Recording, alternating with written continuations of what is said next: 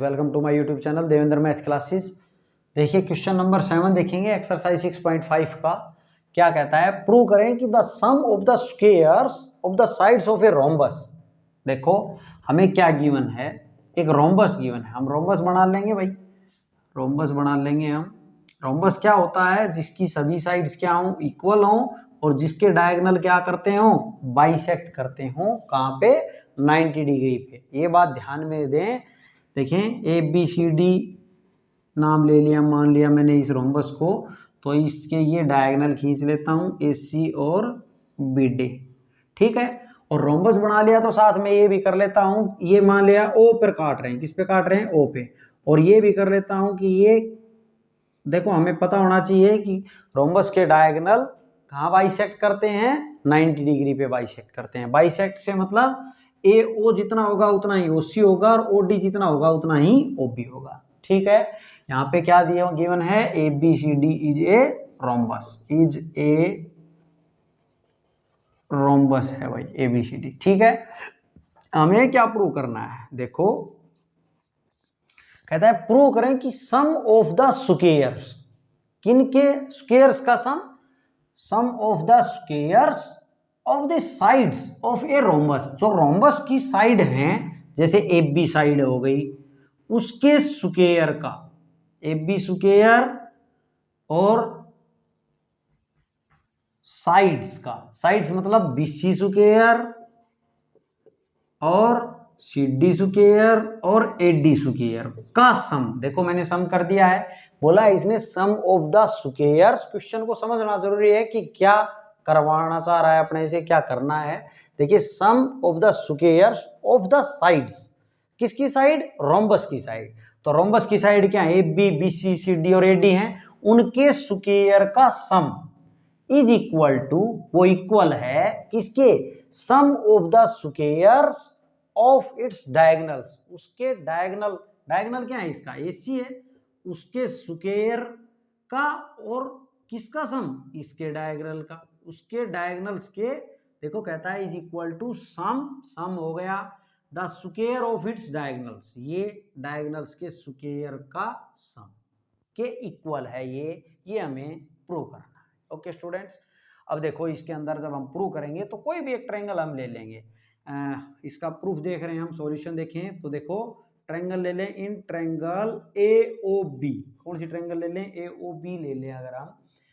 तो यहाँ पे अपने को पता होना चाहिए कि ये जो डायगोनल हैं वो 90 डिग्री पे बाइसेक्ट करते हैं, ठीक है, एक दूसरे को बाइसेक्ट करते हैं। यहाँ पे लिखेंगे अब ये 90 डिग्री का है तो इसके लिए हाइपोटेन्यूज का काम ए बी कर रहा है ना, तो ए बी का स्क्वायर इज इक्वल टू होगा O A square plus O B square के, लिखेंगे भाई, ठीक है।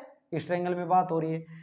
तो अब जो मुझे लाना है ए बी का स्क्वायर, मुझे जब मैं जैसे इस ट्रायंगल को लिया है, ऐसे इस ट्रायंगल को लूंगा, इसको लूंगा, इसको लूंगा, तो सब में ए बी का स्क्वायर फिर बी सी का square is equal to something आ जाएगा अपना ऐसा ही, फिर सी डी का स्क्वायर और फिर ए डी का स्क्वायर, मैं उन सबको क्या कर दूंगा, ऐड कर दूंगा। लेकिन मुझे इधर क्या लाना है, ए सी और बी डी लाना है।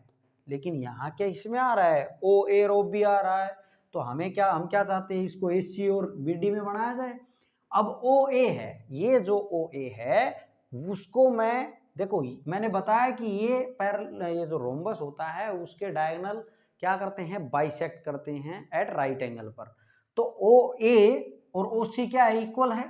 तो ओ ए की जगह मैं ए सी बाई 2 लिख दूं, ए सी बाई 2, और इसका क्या हो रहा है, बाहर स्क्वायर हो रहा है। समझ आ गया होगा। देखें ओ ए क्या है, ओ ए और ओ सी बराबर है, तो हम ये भी लिख सकते हैं कि ए सी का क्या है, आधा है, लिख दिया। O B, similarly O B को लिखे, ओ बी को क्या लिख दूं, इसमें भी ओ बी और ओ डी इक्वल है, तो हम लिख दें बी डी का हाफ कर दें, वो ओ बी हो गया, इसका होल स्क्वायर। देखो यहाँ पे अपने को ए सी और बी डी में चाहिए ना इक्वेशन, तो अब देखो आगे सोल्व करते हैं। A B square is equal to A C square upon 4 हो गया भाई, यहाँ प्लस में बी डी स्क्वायर अपॉन 4 हो गया।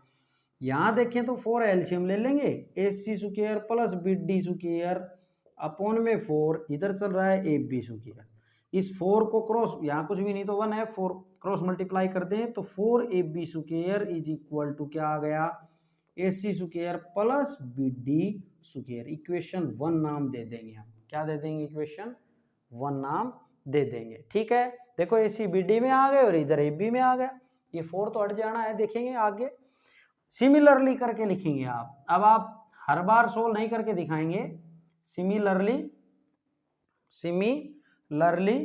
क्या लिखेंगे कि देखो 4AB का स्क्वायर आया ना, ये जो साइड थी उसका 4 टाइम्स और उसका स्क्वायर, तो लिख दूं 4BC का स्क्वायर इज इक्वल टू, और इधर तो यही आना है भाई राइट में, तो देखो जब ये ट्रायंगल लेंगे, जब भी ये और ये साइड रहेगी और ये साइड रहेगी तो वही AC का हाफ लिखेंगे, वही BD का हाफ, वही प्रोसेस रहेगी। तो यहाँ ये सेम रहेगा, AC square plus BD square, equation 2। और फिर सिमिलरली हम क्या बोलेंगे कि 4CD स्क्वायर जो है इक्वल आ जाएगा किसके, AC square plus BD square के, ये आ गई इक्वेशन 3। और सिमिलरली लास्ट में हम एक बार लिख दें, चाहे सिमिलरली बार बार लिखने की जरूरत नहीं है। 4CD स्क्वायर यहाँ पे लिखे 4AD square is equal to AC square plus BD square, लिख लिया भाई, ये इक्वेशन 4 आ गई। अब देखो यहाँ क्या करने की आवश्यकता है, यहाँ हमें तो ये प्लस में चाहिए, सभी किस में चाहिए, प्लस में, तो सभी को क्या कर देते हैं, ऐड कर देते हैं।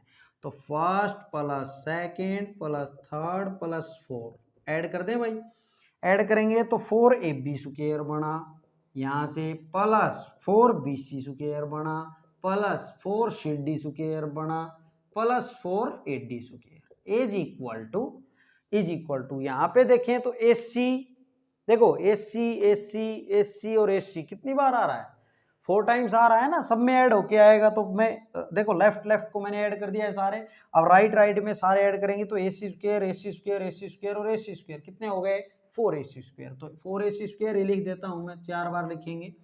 और सिमिलरली BD स्क्वायर कितना हो गया, 4BD स्क्वायर। अब यहां से भी 4 कॉमन आ रहा है और यहां से भी 4 कॉमन आ रहा है, तो 4 कॉमन ले लेंगे, उधर से भी और इधर से भी, CD square plus AD square is equal to 4 common AC square plus BD square. तो 4 से 4 क्या हो गया, कैंसिल। और यही अपने को लाना था, AB square plus BC square plus CD square plus AD square is equal to AC square plus BD square, यही अपने को प्रूव करना था। फ्रेंड्स, ये था आपका क्वेश्चन नंबर 7।